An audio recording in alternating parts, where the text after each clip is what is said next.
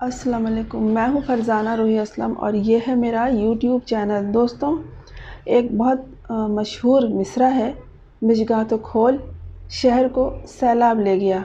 لیکن یہاں شہر کو سیلاب نہیں لے گیا بلکہ بارش کا پانی پولیس ڈپارٹمنٹ کا سارا ریکارڈ لے گیا،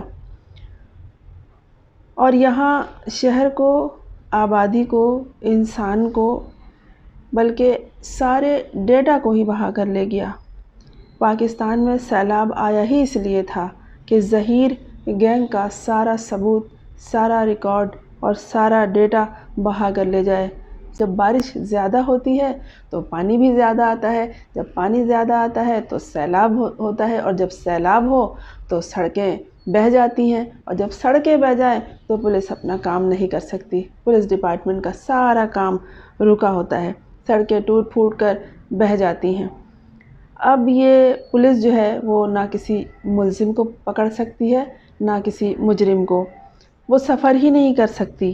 خاص طور پر ظہیر گینگ کی جو اماں جی ہیں، نوریہ آنٹی، ان کو گرفتار کر کے لانے کے لیے تو کوئی رستہ بچا ہی نہیں ہے۔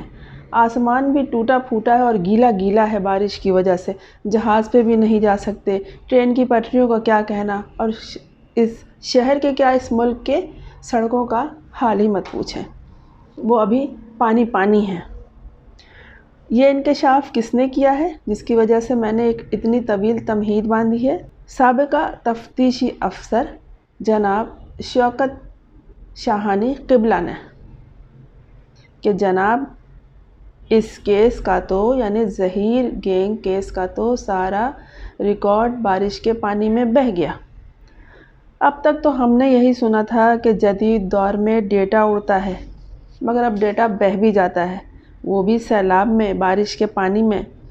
چاہے ڈیٹا سیل فون کا ہو، کمپیوٹر کا ہو، موبائل ٹاور کا ہو، یا زمین پر ہو، یا کسی کھمبے پہ اٹکا ہوا ہو، یا کسی کے بغل میں دبے فائل میں ہو، وہ سب بہنے کے لیے تیار ہوتا ہے، اور وہ بہہ بھی گیا۔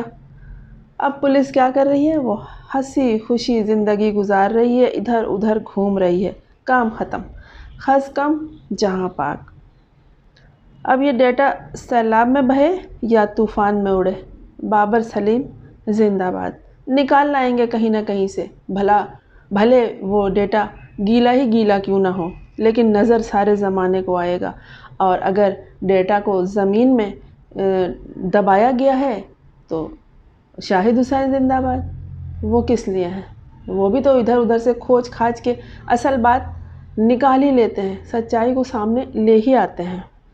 اور عوام، بیچاری عوام، وہ رہ گئی ہے آپ کا پیچھا کرنے کے لیے، وہ آپ کا پیچھا کبھی نہیں چھوڑے گی۔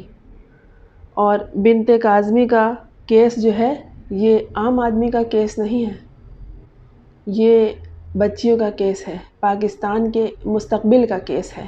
یہ کیس ختم نہیں ہوگا جب تک کہ اس کا حل نہ نکل آئے۔